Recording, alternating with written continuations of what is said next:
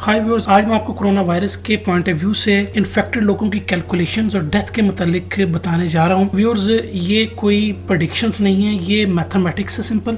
और ये वो मैथमेटिक्स है जो कि दुनिया में किया जाता है आमतौर पे जब कोई भी डिजीज़ जो है वो या कोई भी वबा फैलती है।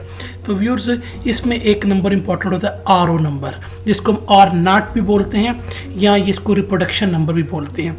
ये नंबर साइंस यूज करती है कि कोई डिजीज या कोई भी वायरस जो है वो किसी भी एरिया में कितनी तेजी से फैल सकता है, उसके मुख्तलिफ फैक्टर्स होते हैं। बहुत सारी इन्फेक्शंस के पॉइंट ऑफ व्यू से ऑलरेडी डाटाज मौजूद हैं। मिसाल के तौर पे इबोला 2014 में डिजीज आई थी, उसका रिप्रोडक्शन नंबर रहा था 1.51 से लेके 2.53 तक। H1N1 इन्फ्लुएंजा जो 2009 में आया था 1.46 to 1.48 रहा था। सीजनल इन्फ्लुएंजा का आरओ है 2 to 3 और मीजल्स का है 12 to 18।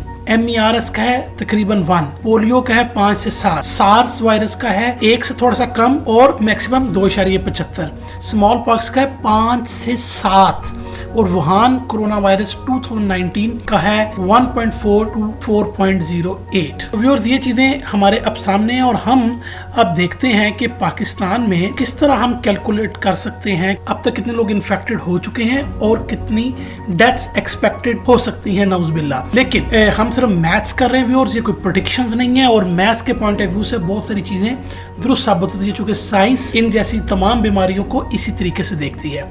व्यूअर्स, अब तक जो इन्फेक्टेड केसेस है वो 1300 हैं, जबकि जो कंफर्म डेथ्स हैं वो 9 हैं। और यहाँ पर हम अज्यूम कर रहे हैं कि RO2 है, जबकि WHO के मुताबिक ये तकरीबन 6.6। तो रिप्रोडक्शन नंबर हम 2 ले रहे हैं, बहुत ही मॉडस्ट ले रहे हैं। और फर्टिलिटी रेट को हम 1% ले रहे हैं, जबकि WHO ने इसको तकरीबन 3.6% कहा है। हम और मॉडस्ट कर रहे हैं, हम कोई पैनिक नहीं फैलाना चाहते, 1% को लेकर चलते हैं। इसका मतलब ये हुआ एक शख्स मरता है तो 98 ऐसे लोग हैं जो कि इन्फेक्ट हो रहे हैं लेकिन वो मर नहीं रहे। अब हम ये भी जानते हैं कि किसी भी शख्स के मरने का जो टेन्योर पीरियड है वो इन्फेक्शन से लेकर उसकी मौत तक 30 दिनों का है लगभग। इसका मतलब है कि जो 9 लोग अब तक मरे हैं वो 30 दिन पहले इन्फेक्टेड हो चुके होंगे। अगर हम 30 दिन के हिसाब से देखें तो 30 दिन पहले क्या सिनेरियो होगा।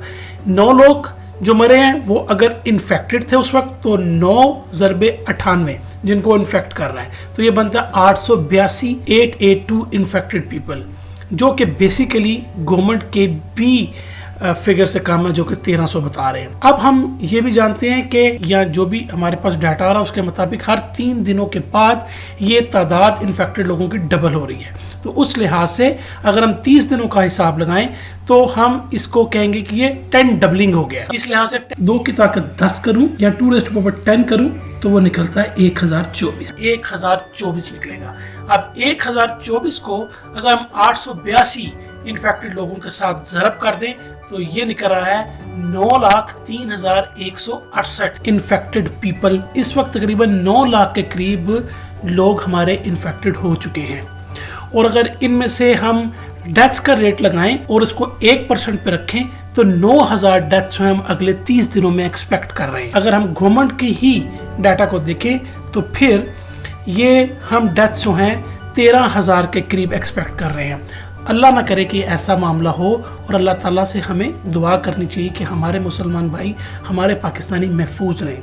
तो व्यूअर्स, एक सिंपल कैलकुलेशन थी। मेरा मतलब सिर्फ आपको ये बताना था कि मैंने बहुत मॉडस्ट तरीके से इस कैलकुलेशन को किया है और इस लिहाज से इतने इन्फेक्टेड लोग आ रहे हैं। और मैं उम्मीद करता हूँ कि लॉकडाउन की वजह से ये फिगर मज़ीद कम हो जाए।